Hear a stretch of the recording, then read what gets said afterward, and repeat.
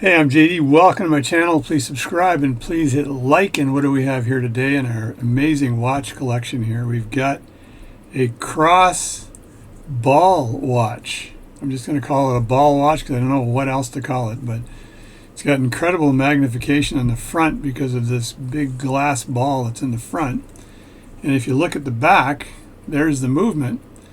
And the back's got this big ball as well. So the first challenge of this ball watch is opening it. There's an indent on the back here of the ball, and that allows the ball to sit and rest at this position. And there's a crown, a big crown. It reminds me of the Goliath watch. I have a Goliath watch I'll have to show you. So this is a Goliath watch that someday I'll get going again. But this watch is pretty darn big as well. It's not as big as this watch, though. This is like I guess this is a super Goliath watch. But this watch is really nice as well. And it still has that European button up top here for setting the time, which I find in all these, a lot of these older European pocket watches. I'll get this thing going someday, but I bought this years ago, this Goliath watch years ago. It comes with an old leather case. It's kind of cool. It reminded me of this watch when I first got this. So I think servicing this watch has got to be the exact same as servicing a pocket watch. It's just getting at it is going to be a little tricky. So I'm going to open it up first. And before I start, a shout out to Simon, who is the owner of this watch. I don't think he paid a lot for it, but it's a very unique watch. I'm going to tell him, put it in your will and will it to me. So someday I'll get it. Hopefully it'll be 50 years from now. Anyway, shout out to Simon for allowing me to work on this watch. So the first thing I need to do is find out how to open this thing.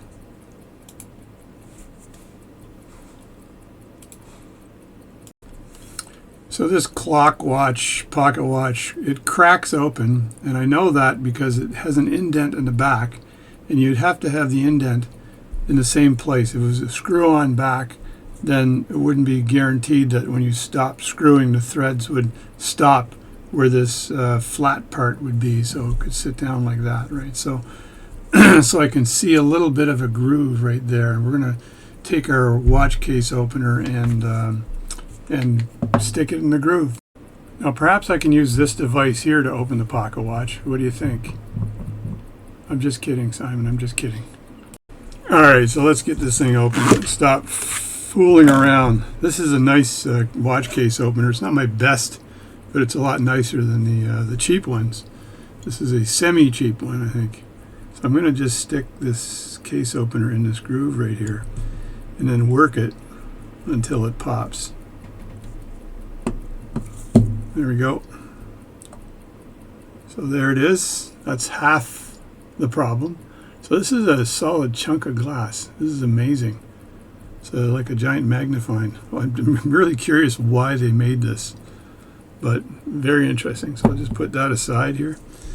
And I think I can take the face off, or maybe I just take the movement out. I'm not absolutely sure. So there is the setting device right there that you press with your finger or whatever, and then you turn this and it sets the watch.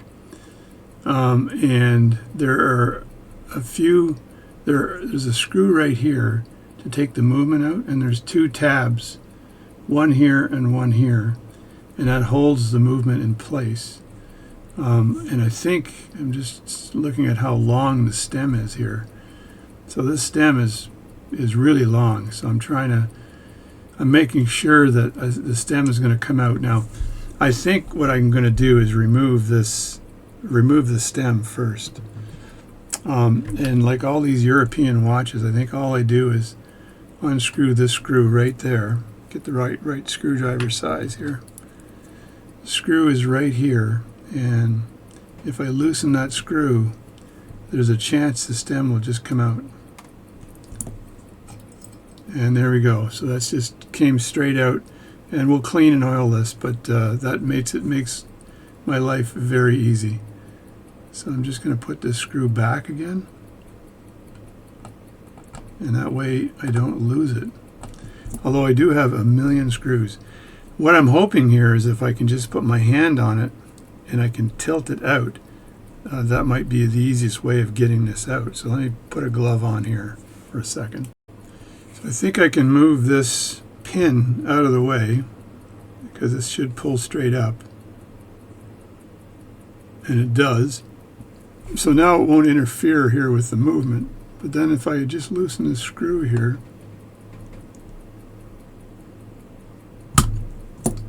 this falls out straight out forward. So I can't move this the other way. So that's a good lesson here. I do have to pop the case. So I'm looking for a groove to pop the case. It looks like there might be a groove right here. Yeah, it actually does. It looks like there's a groove right here that could be used to pop the front.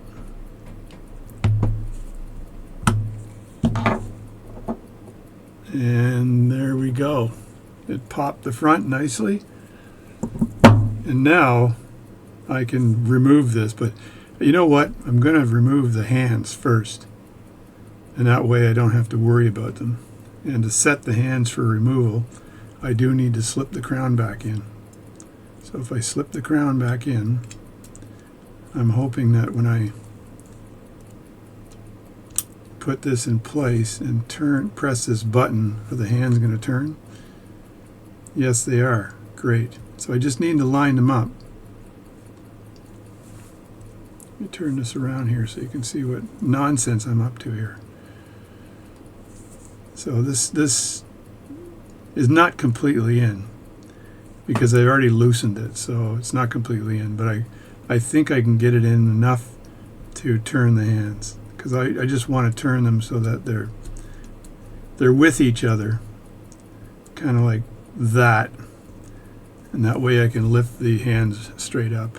Now, I should have just done that originally or initially, but the mat here is in pretty good condition, so let me just move this screw out of the way, because it'll end up being part of something else. And these little pieces of whatever, I'm not sure what these are. I think these are from the case that it came out. Crumbled. It crumbled. So I just let that down like this. Now I just need to get hand removers out. I've got very wide hand removers that'll really help here. And let me get some cloth, or a little, not cloth, but a little piece of plastic over the top. So first I'll remove the seconds hand to get it out of the way. And I can use a smaller set of hand removers for the seconds hand.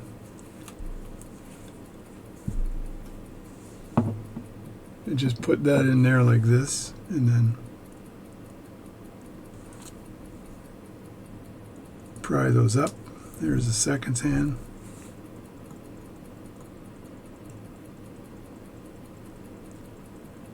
And put that, get that out of the way.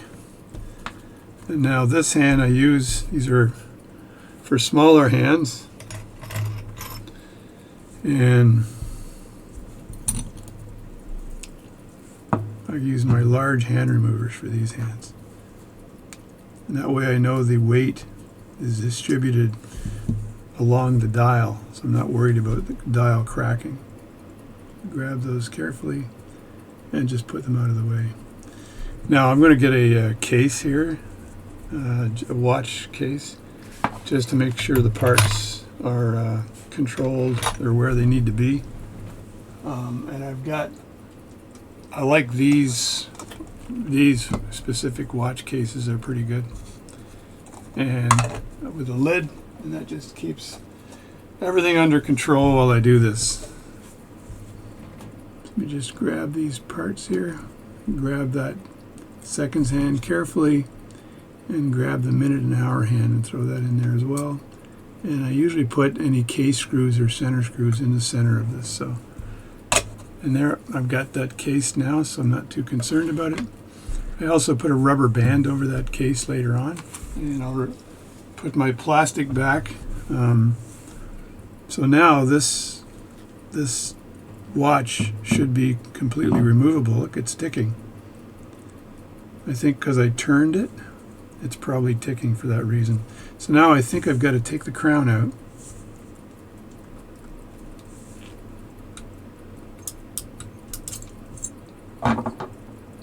crown and stem, and this just pulls back. It stops at this point here because it doesn't, there's no getting it beyond this point here. And I believe the whole watch then will come out. There we go. And I just need to remember that's where this stud goes and where the screw is. And there's a mark there, so it should be pretty easy for me to remember. So there's the case. What a beast. It's got a number on it, 16. What does that say? 16839P or 1? I think it's 1. 168391. Now I doubt that might be a service number because there's another number scratched in here that could be a service number. Now the service numbers are not necessarily the same.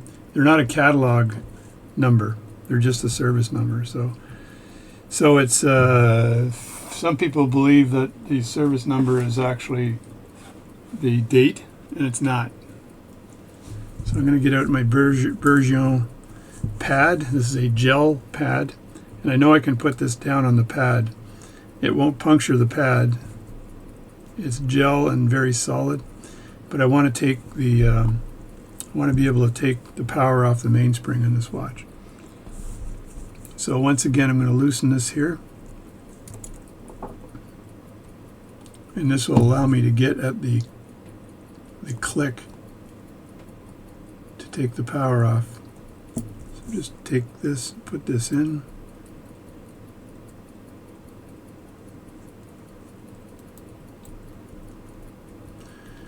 And it's always interesting assembling and disassembling these things. They got personality.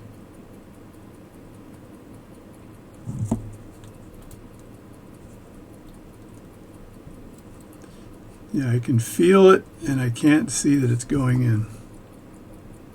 Look down the pipe here and make sure there's nothing blocking it.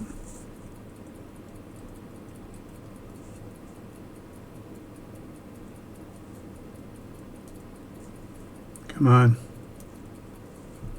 Get in there.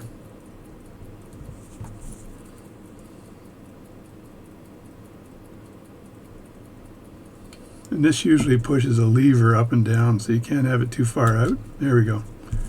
So that's in now. So that will wind. So the click, that's making the click accessible. So I can just, because of the size of this watch, I can just hold the click back with my tweezers and then let this ride back a bit till the power is off the mainspring. So there's no stress, and I don't want to go any further than this backwards. So we'll leave it like that, and I can put this in the watch case, the watch servicing holding case. Let's give it a big name with an acronym on the end. So there you go. So that's that. One thing I'm a little bit afraid of is this here. I've got to invent a tool, I think, to open this. I don't think I have tweezers that will fit in there to turn that to open it, but I might be able to. But the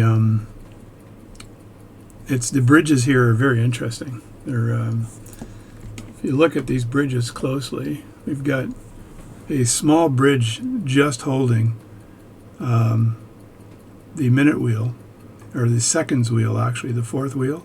That's a small bridge independently holding the seconds wheel.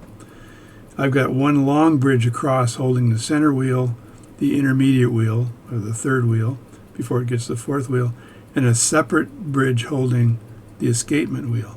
So what I can do, just to make sure when I relieve the pressure from this, is just remove this bridge here to get the escapement out of here, and then maybe I get the balance out next. That way they're not in the way. So, and I have a special stick I use here. This is the Bergeron 7010 stick. It's basically a piece of polymer, plastic or polymer. It's got a pointy end here, and it's got a flat end here. And what I do with that is I use this to hold the piece down just a bit as I unscrew it, and that way I don't have the potential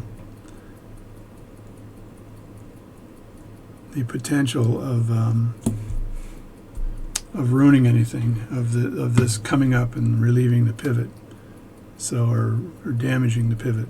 So I can take that out. I still have to take the face off the watch, but I want to remove the balance before I screw with that.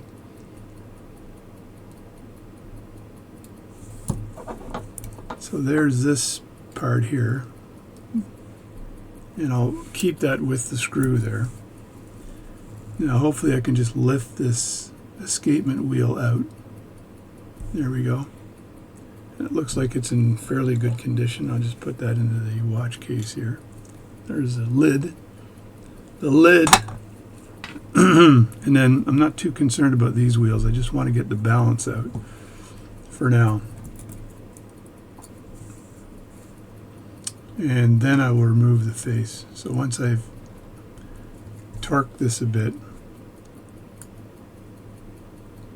I'm only putting a little tiny bit of pressure there to keep this down so it doesn't jump up out of the pivot. And there's the screw for the balance wheel. And there's a small groove in the back, as you can see, for inserting a screwdriver to pivot this upward to remove the balance. But before I remove the balance, I'm going to decide where I'm going to put this balance. I do have this made in China balance tack, which is pretty cool actually.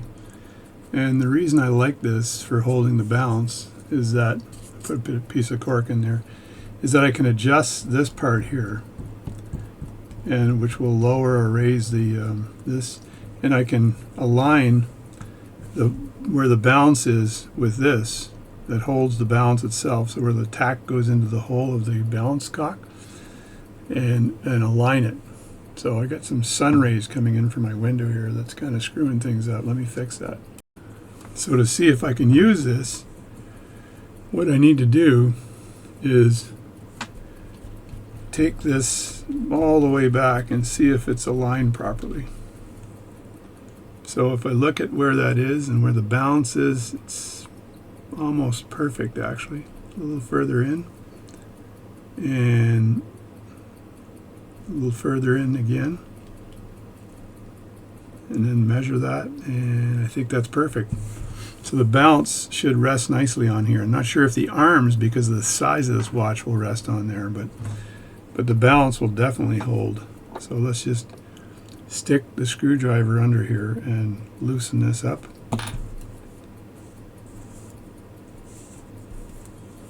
I'm going to put my tweezers in the back here and then lift that up, and then I'll want to tilt this a bit. Okay, that's going to be a double tweezer job here, I think, because the balance is going to be difficult to get out unless I use two tweezers. I'm being extremely careful because you don't want to have a problem with the pivot.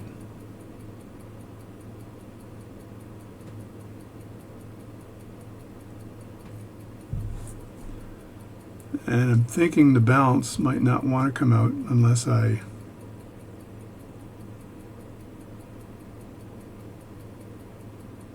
oh, there we go. A little trickier than I thought.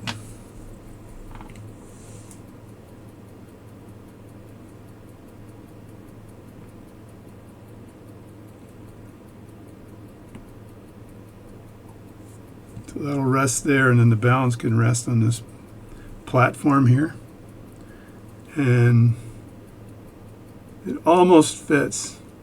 It's a little too, there's a little bit too much material, but that's fine the way it is. So let me show you what I got here. So it's fitting, but the arms are not fitting in the slot. I'd have to take material out of the slot for this to work, but this is like a mega watch, so that's good enough for now, and that's taking most of the stress off the spring. So if I actually lifted it up a bit and then screwed this out a bit, it would probably take the rest of the stress off the spring. So just back that off a bit like that, and then rest it down again. And it just rests flat, it doesn't hit the hole. So there it is there. So that's the balance out of the way. And the screw for this screw, I've got a little piece of Rodico in the back where I put that. And then I want to move this completely out of the way so I can service the watch. And what I do for this normally is I'll take another tray. I'm hoping it doesn't ground out on the tray, but let's see what we can do here.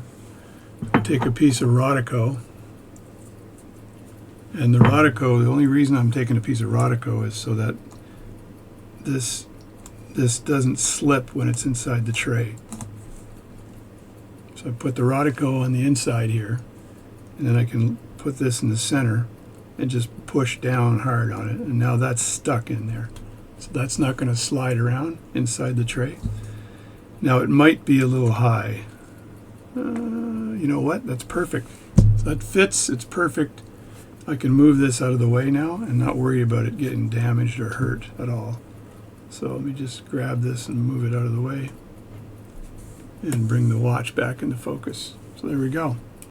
So far you've seen the disassembly of a little bit of this watch. I still have to take the face off the watch.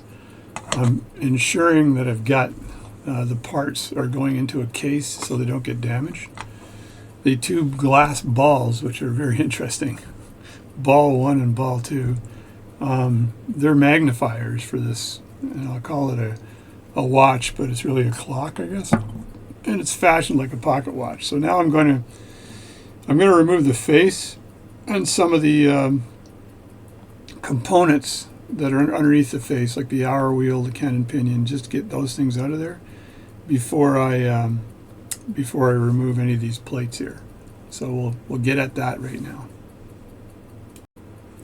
So having a look at the disassembly here, I can see that there's a screw right here and a screw right here, and these look like the only thing they could possibly do is hold the face on. So I think turning these screws, and there's a little piece of brass or copper actually wire here, so I think the copper wire is a dial foot for the dial. So when I move this out of the way, turn that sideways like that, and then move this one out of the way, these don't feel like they're in pretty solid. I think I can remove the dial. Yeah, I gotta move this. They're kind of half feet, so you gotta move it kind of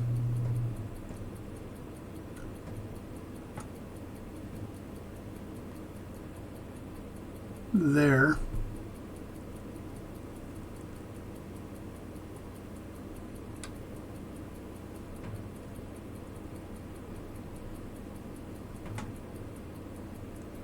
And there. So now I think that the dial should come right out. Now I trimmed my guitar fingernails the other day, so sad as it is, so that and just like in card magic, you can hold the brake with the fat of your thumbs. Let me look at where these things are, right over here. Let me get a big screwdriver here,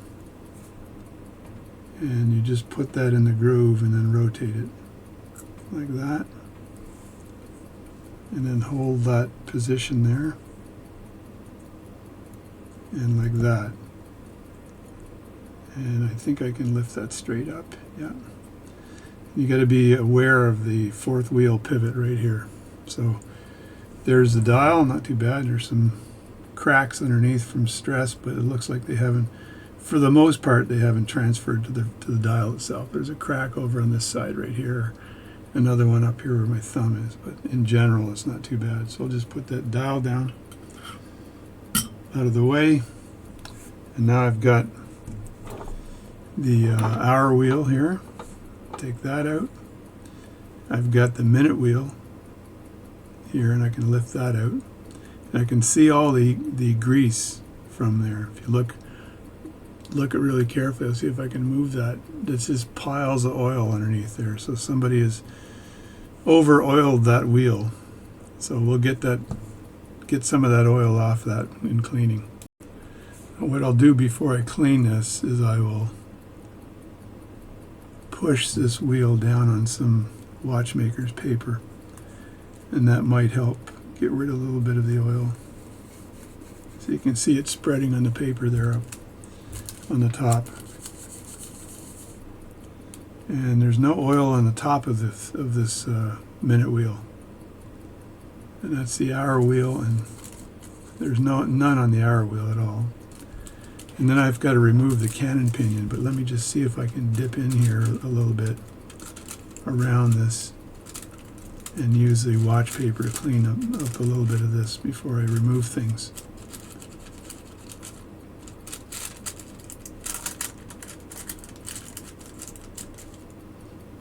Yeah, I like 300 miles of crap. All right, so that's that. And because the vintage nature of this, I may not want to remove these springs here. And we can talk about that in today's watch session, but you can't get these replaced. You'd have to make a brand new one, and that causes an issue, right? So the cannon pinion should come straight up. It is a smooth cannon pinion, which is extremely painful for removing. They don't remove easily, the smooth ones. Almost unremovable because of that. But I've got to take the cannon pinion out. And the only thing I can do here is hope that my cannon pinion removal tool will actually do the job. And it may or may not do the job. So that could be a problem. So I'm going to put that tool over the top of the cannon pinion and press down.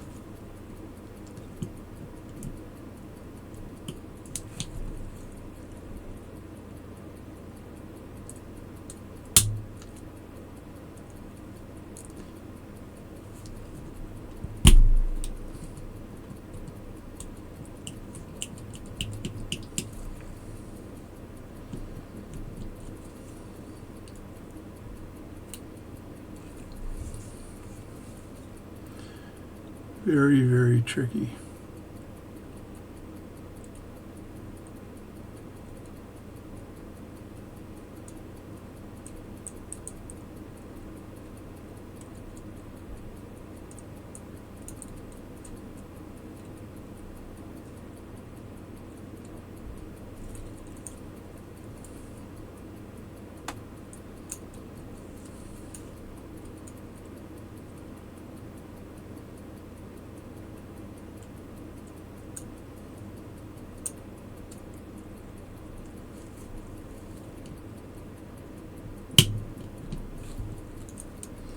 Tool's making noises.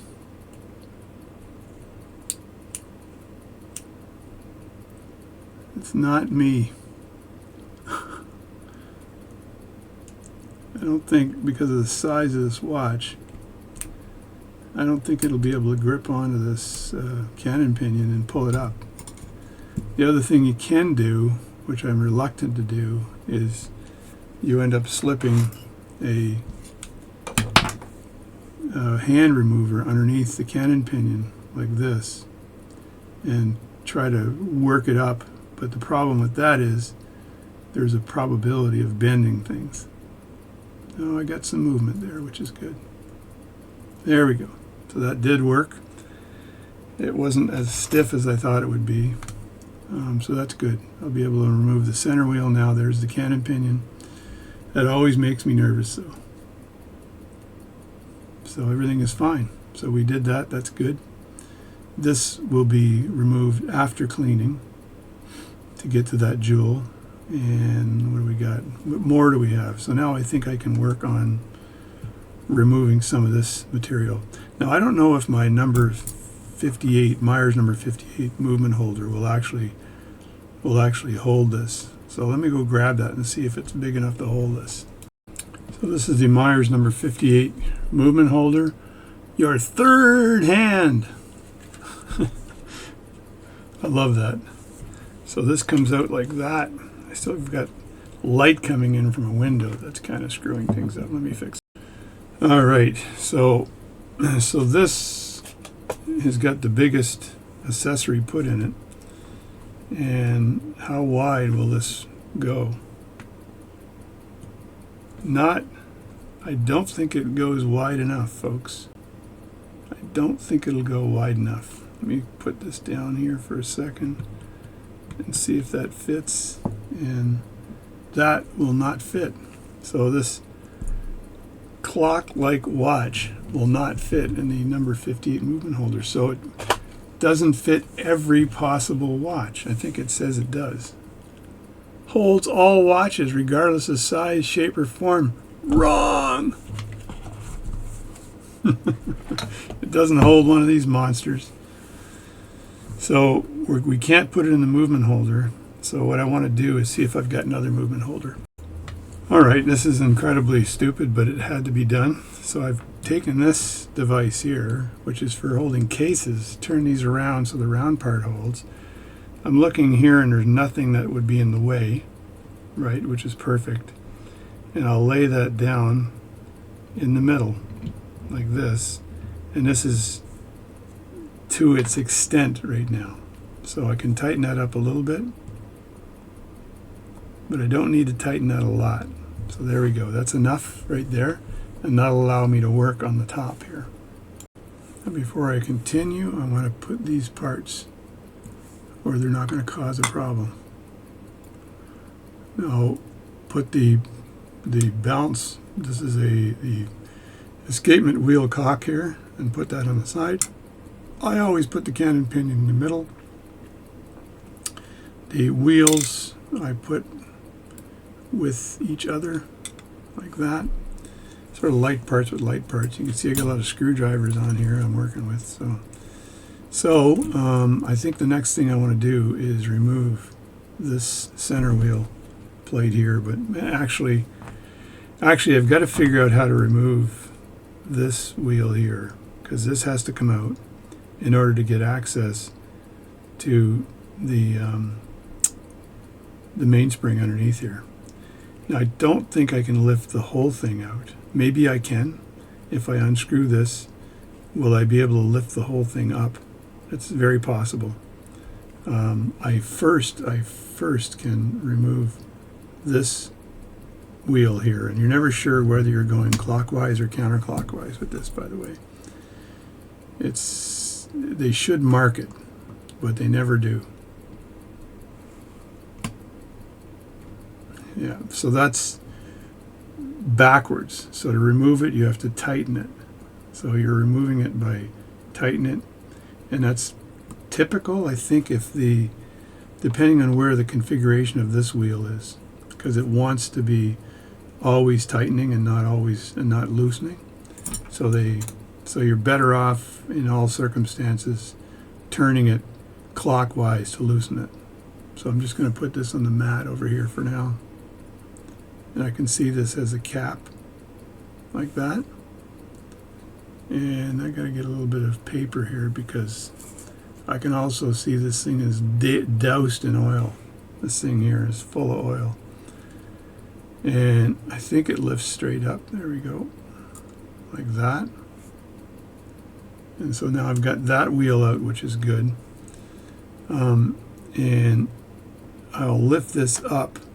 I'm going to take a picture of this first, just to make sure I don't forget anything here. But take a little photograph of this stuff here.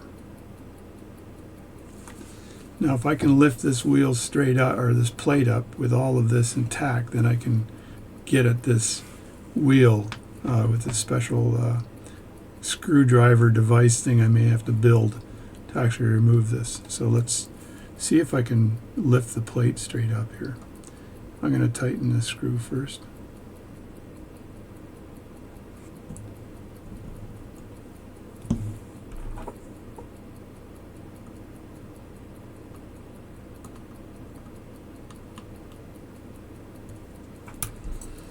Again, shout out to Simon here who provided me with this challenge. Okay, so this is just turning. That means this is stripped. That's never good. So Simon, we got one stripped plate screw. This one here hopefully is not stripped. No. So that's the center one, and that one's fine. And there's always something, right? It's never simple. And this one here hopefully is fine as well. The only way that these things get stripped is if the watchmaker continues to turn it when it's stopped, kind of over torquing it, and that'll strip the screw. And these look like they're different sizes, so I'm going to have to deal with that as well. So let me see if I can get a screwdriver in here and wedge this up a bit, even with the stripped one. Yeah, that will move. Now to get that out though, I either have to slide it out, which I wouldn't be able to do if it wasn't for the strip screw. But the question is, can I get a hold of that screw somehow and move that upward?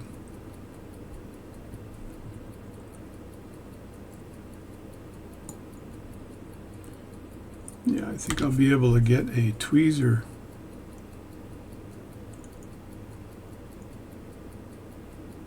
underneath that.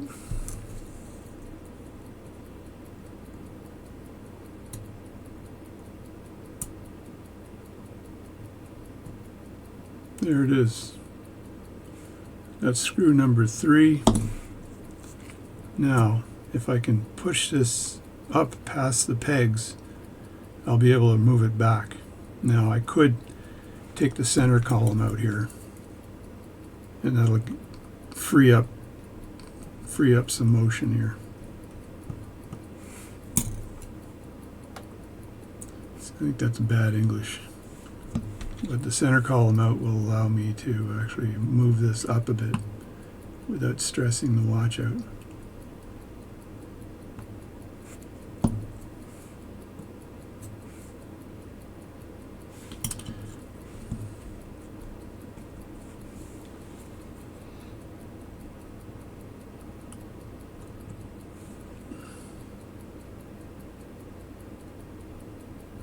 There we go.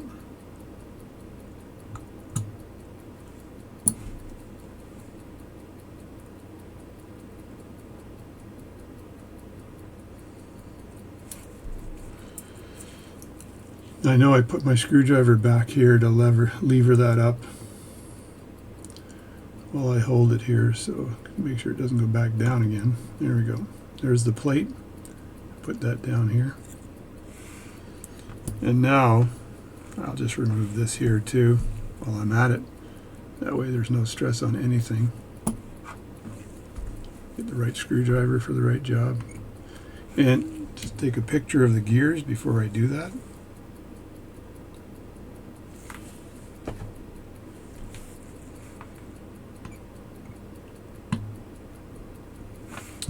And again, I want to hold that down just a little tiny bit as I unscrew this, just in case it decides to flop around.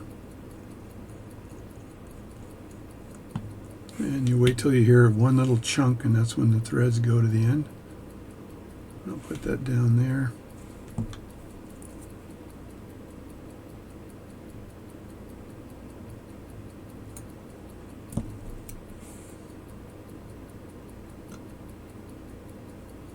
There's that. They're called cocks when they're one screw, and they're called bridges when they're more than one. So now I can just strip this gear out of here. Put that over here. And this is the 4th wheel, and you want to make sure that you don't screw up the 4th wheel pivot. And I usually lay that with the pivot facing upward. And they weigh almost nothing, so if you drop them in, you're not going to hurt them. Now the question is, when I lift that, can I slide it out? So I may have to actually, I still need to remove the pallet fork here, but if I get this in the right direction here, I may be able to slide this straight out.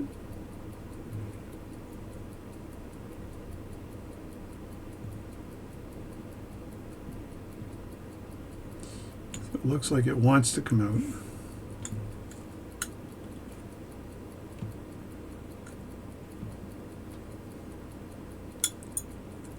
There we go. See, it wanted to take the wheel with it.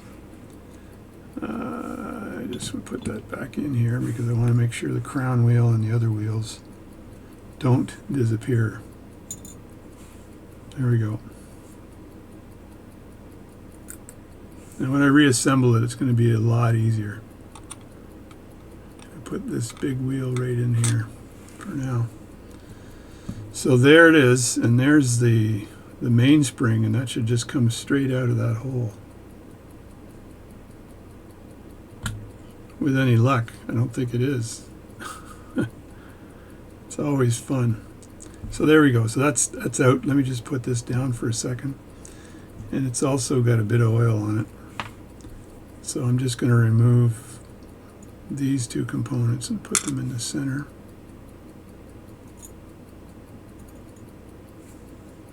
I think that's called the crown wheel. That goes in there. And I just want to make sure that nothing else is going to fall off. Yeah, that's good. I'm going to leave this wheel in place. I don't think I need to take this out again for fear of... We'll see. I can put this in the cleaning machine like this, though.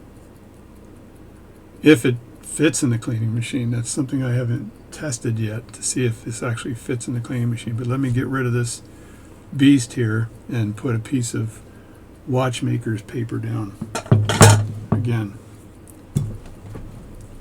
Let me grab a piece of watchmaker's paper and put that down here. So there we go. And now I can take out the pallet fork. Again, I want to make sure that there's some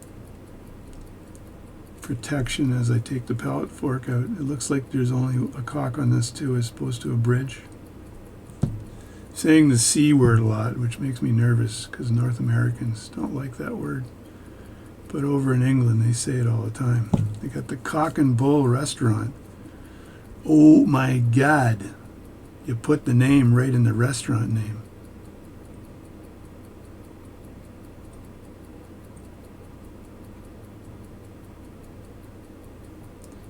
There we go.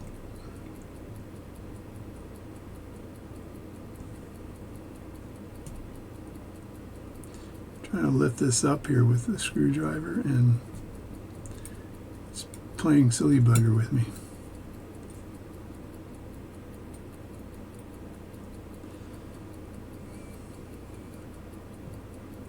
I'm putting that next to where the screw was. And there's the pallet fork here, fat side down, in case I forget. Pallet fork, fat side down. And I think that's it for this, and this can go into the cleaning machine. So there it is there. We flip cameras again. So here's the main plate here, and the problem I'm going to have is with this bugger here to get this out.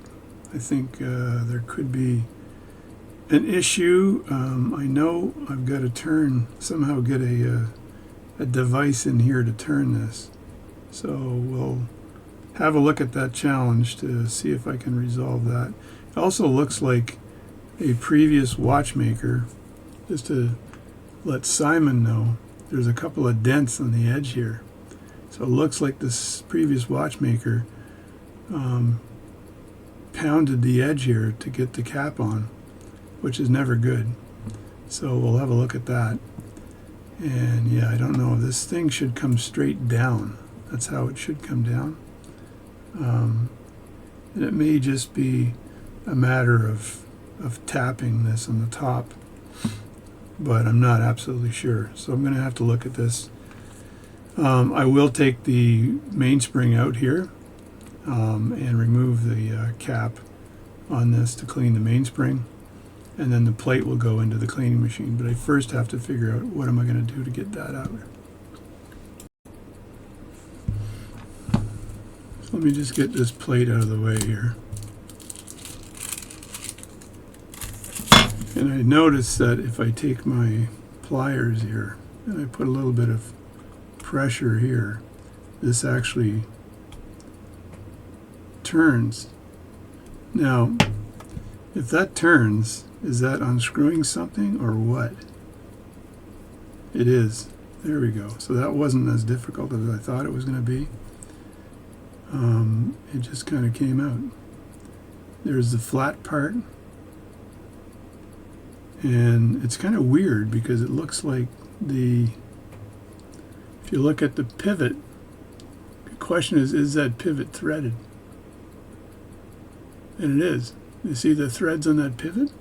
That is super unusual. So let me put that on the wax paper here. And now this comes straight up, which can be now cleaned. And the bevel side is up. Look at that again. That's up.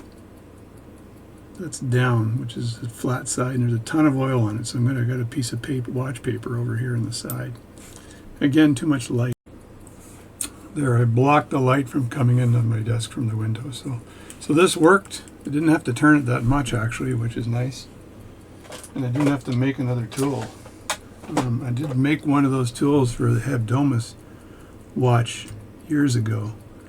So that comes out like that. I'm going to put this plate on the piece of paper because again there's tons of oil on this thing. And then I need to actually get this mainspring out, which is going to be, I think, challenging. I've got the way you take a mainspring out typically is you wedge your screwdriver in there and then you pop the cap like that. And then I got to make sure, look at the dirt in there, man. So this is one dirty, oily mainspring. So I got to deal with that too. I may need another piece of oily paper here for this. So I'm just putting that aside. And then I've got the arbor. I'm going to take a photo of this first so you know which way it winds back in. And if I look at the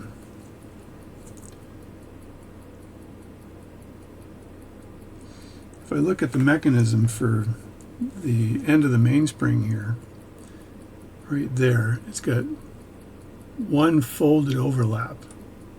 Right now that's hooking on to a hook in the inside of the barrel. So that I think is good news because it doesn't have a T-brace on it. So I can take this out and you can see that goes fat side down and screw side up. So I'll put that aside here as well. And now I should just be able to grab that mainspring and pull it out. So let's do that on camera. I am such a brave individual. And I gotta take my glove off because I can't do this with a glove on. And show me a watchmaker that can do that with a glove on. I'll show you a watchmaker who's lying to you. The other thing is I cut my stupid guitar fingernails yesterday. And now it's more difficult for me to get the mainspring walking out because the guitar fingernails were super useful for getting underneath the spring and then walking it around. So I'm just going to use that thumb and walk it around as best as I can. Now I don't know if this mainspring is set or not. We'll see how set this thing is because it's an old watch, so it's likely relatively set, but I'll ask Simon if he wants me to bother replacing it. Actually, it's not super bad. There we go. And there's the barrel, and you can see right on the edge where my thumb is, there's the barrel hook right there. So I'm going to put that over the side. And there's the mainspring. And if I look at the mainspring and the size of it, and the size, it says if it's bigger than the movement, then it's set. So I think this is set, but I'll ask Simon what he wants me to do, because this could be a tricky mainspring to find. So I'll ask him. So there we go. But I'll be able to clean it. Now I'm gonna get my cleaning baskets out because I don't know if this stuff will fit in them. This could be a hand cleaning. So let me get right back. Now before I get too carried away here, I want to make sure that the palette fork, I'm going to put the palette fork in with the hands because it's fairly dainty. Get rid of that piece of whatever it is. And the bridge for the palette fork I will wash. Put that in there like that. Now these 3 screws here are from this plate here, and I can tell that they're different sizes. So this screw goes with this screw goes with this, and this small screw is over here, but I think it's so small it doesn't grab, or it's just simply stripped. Yeah, and I'll have to look at the plate now, because the plate, the main plate here is then stripped. So when I put this, you just put that in here for now. When I put this in place, and this goes right over the barrel here, so it would go like this, like this. That means the screw that's stripped is this one right there. The screw hole right there, that screw hole. So let me grab my, let me grab the camera and move it over here for you. So yeah, so it's this screw hole here that's not holding the threads. So if I put that in there like that, is that stripped or is it just too damn short? Let me see what happens here.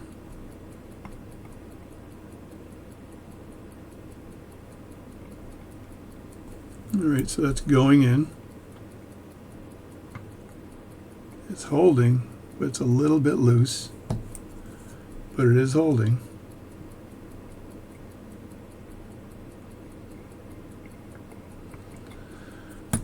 So it might be that this screw is too short. So I want to make sure that I've got a photo of this from the top, so I know which screw went into which hole.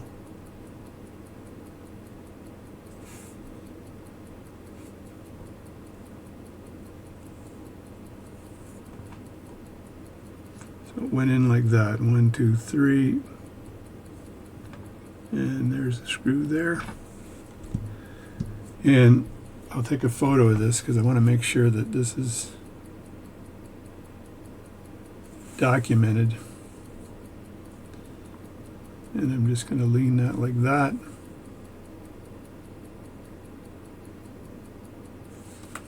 So the one that's stripped is potentially that one there.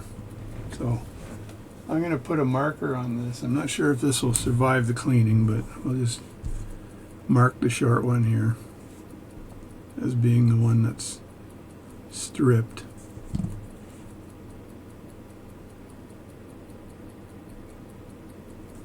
Alright, and there's a few things I can do. I can actually try to find a replacement screw that will thread in properly. That's probably the best option for this. Or I can do what I did one time before, which was I basically use my staking set to shrink the size of the hole. This is going to be difficult with this particular configuration because of this chamfering of the hole here. This chamfering will not allow me to get in with my staking set and pound the material inward. So that won't work on this. So I think getting a larger screw or a longer screw at least might solve the problem. So that is what I'm going to do. Now let's see if this fits in the cleaning machine. Alright, just looking at this right now, I can tell you the main plate will not fit. The main plate will not fit into these baskets. That's a dead in the water. Now, will the other plates fit? That is the question is, because it would be nice if they did. Because I can clean the main plate by hand. But let me look at the other plates and see if I've got a hope in hell.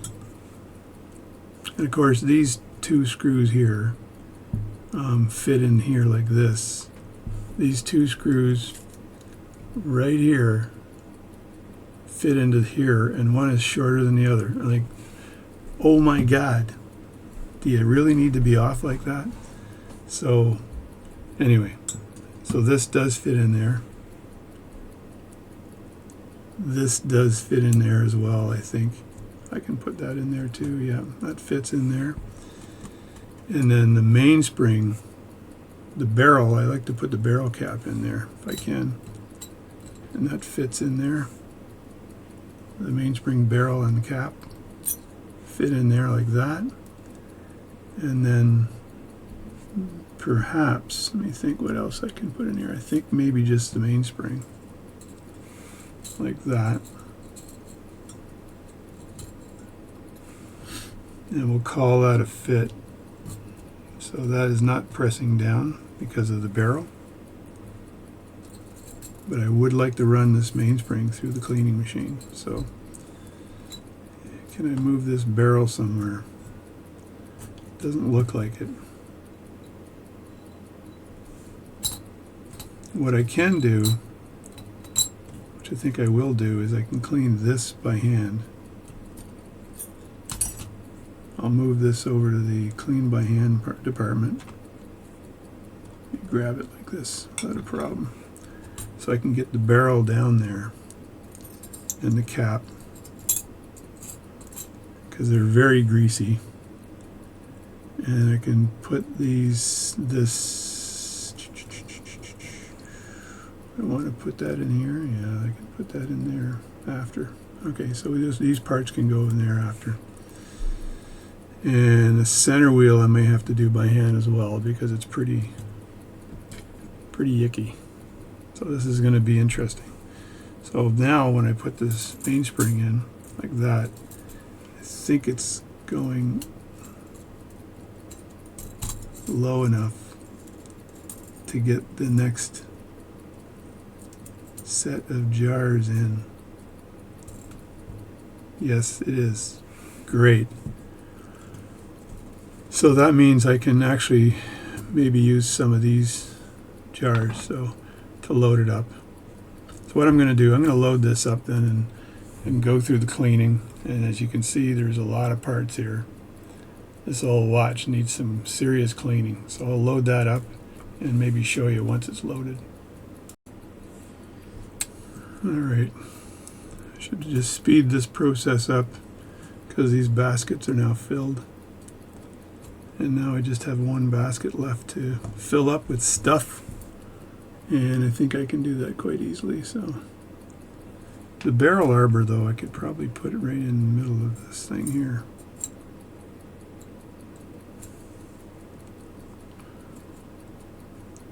It weighs a lot, so it's probably a good idea to keep it low.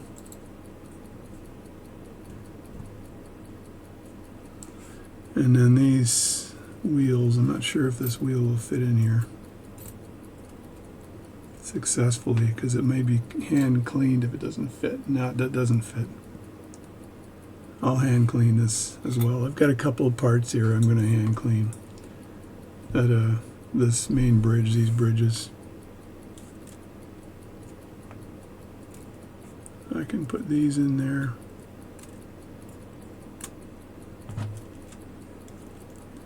These are mucho oily.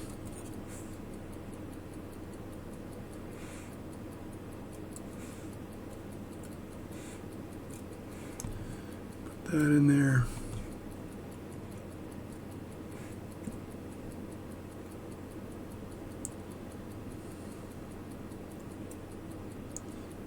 Put that in there. And I don't know if this bridge will fit anywhere. Let's see. Yeah, it does. I think it fits in there. I'm putting it with its screw too, so I don't lose the screw configurations. And then the last bridge I need to put in is the one for the pallet fork. I'll put that in there. So that works with its screw. So leftovers, what I've got for leftovers is I've got some screws I need to clean. I always do the pallet fork by hand. And of course, I'm going to clean up the, I'm going to do the balance wheel and everything by hand. So that's kind of it. Just cover that up and move this over. And there is a balance wheel. And so the whole thing kind of looks like this now. And we'll get this thing all cleaned up and ready for prime time. The face I do by hand. I use Rodico usually to clean the face. That works really well. And the case I'm going to have to do by hand as well. So that's it. So let's get to the basement Let's lower this into the cleaning apparatus.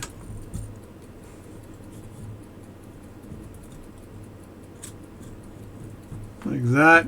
And now I gotta go to my evil Frankenstein basement and clean all these parts. So I'll catch you next time, probably during the assembly process. Thanks for watching my video. I'm JD. Please subscribe, please hit a like, and if you want me to do any work, just let me know. Email me at jdwatchservice@gmail.com. Thanks a lot.